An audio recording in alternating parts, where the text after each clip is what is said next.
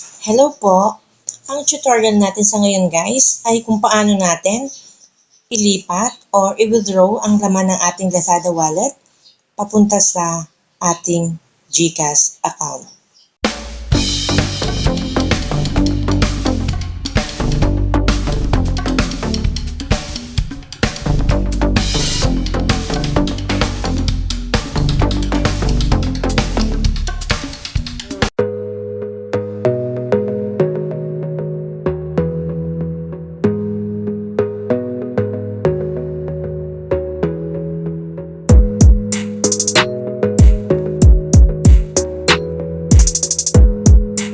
Hello everyone! Welcome back po dito sa channel.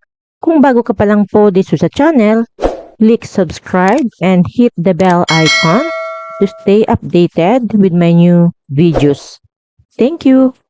Okay guys, so bago po pala tayo makapag-withdraw dito sa Lazada wallet, make sure guys ay kayo po ay fully verify nang sa ganun po ay makuha nyo po o ma-withdraw nyo po yung inyong cash from Lazada wallet to GCash or to other bank account. Okay? So, okay, kung hindi pa po kayo guys fully verify ay may tutorial video po ako kung paano mag-fully verify ng inyong Lazada. So, before this video guys ay may ginawa po akong video kung paano. Okay, so ang una-una po natin gagawin ay open natin ang ating Lazada application. Okay guys, so ayan nga po guys, ay nakapag-login na po ako. And kung hindi pa po kayo nakakapag-login, ay pwede po kayo mag-login muna. And then, makikita nyo po guys, ay nandito na po tayo sa homepage ng Lazada. And then, pupunta po tayo guys dito sa below, dito sa baba. May makikita po kayo ditong for you, like, message, and card. So, tap nyo po to guys na account. And then, scroll down nyo po guys. At hanapin nyo po guys yung inyong Lazada wallet. Okay? And then, dito po guys ay makikita po natin yung aking balance. May nakalagay po na 68.72. Okay? Tap natin to guys na amount. And then, dito naman po sa taas, may available balance na 68.72. Tap ulit natin to. And then, may makikita din po kayo guys na cash in and withdraw. So, tap natin tong withdraw. Okay, so, kailangan po natin guys mag-select ng account to withdraw kung 45 pesos na withdrawable deposit or your refunds na 23.72. Okay? Ito guys na withdrawable deposit. Ito guys yung ni-deposit ko dito or ni-transfer ko from other bank account papunta po dito sa aking Lazada wallet. At ito naman guys na 23.75 ay refunds po ito guys ng store. Kasi bumili po ako dati ng dito sa Lazada and then dahil may missing item po and nirefund na lang po sa akin. So ito po guys yung 23.75. Okay? So kapag ito pong withdrawable deposit na 45 pesos ay may 1 free withdrawal per week, then 5 pesos transaction fee. Okay? So, ibig sabihin po guys, kapag kayo po guys ay na-withdraw ng isang beses lang sa isang linggo, so, wala po siyang bayad. Okay? So, walang transaction fee. And kapag nakadalawa na po kayo ay may 5 pesos na po na transaction fee. Okay? And then, dito naman po guys sa refunds, so, wala po talaga siyang fee. Ito muna ang aking i-withdraw na refunds na 23.72. Tap natin po ito and then let's start. And then please set up a bank account and then mag-tap natin to guys na add bank account. And then tap natin tong add bank. Okay, so mamimili po tayo dito guys kung GCash Exchange, Maya Philippines, Asia United Bank. Okay, so ang dami po guys na pwede natin pamilian. But for now guys, ay ililipat ko po dito sa GCash or G-Exchange. Okay, so nauuna po siya guys. So ito po ang pipiliin ko.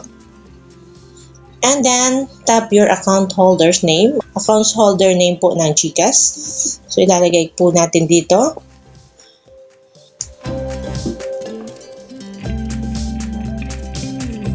At dito naman po sa account number ay yung GCash number po. Okay, and then tap natin to guys na I have checked above bank account carefully and I agree that Lazada may collect, save, and process my bank account information for the purpose of processing refunds of payment. Okay, i-check lang po natin to. And then, double check niyo po guys yung inyong account holder's name and account number. Okay, make sure guys na tama po ito. And then, kapag na-double check niyo na po guys, ay tap na natin tong add bank account. And then guys, ay tap natin tong withdraw. Magsisend po ng SMS code sa aking mobile number. Okay? Make sure po guys na active po ang inyong mobile number nang sa ganun po ay makatanggap po kayo ng code. Okay? Tap natin tong send code. Okay, so yan nga po guys ay pumasok na po yung codes. Ito po guys ay ma-expire within 10 minutes kaya dapat natin guys ay mailagay na po itong code doon sa ating Lazada wallet. Okay, copy lang natin to guys. And then, balik tayo dito. Paste lang natin dito and verify code. Okay, so ito na po guys yung ating verifying request. I may take up to 3 business days. And then, tap natin to guys na okay.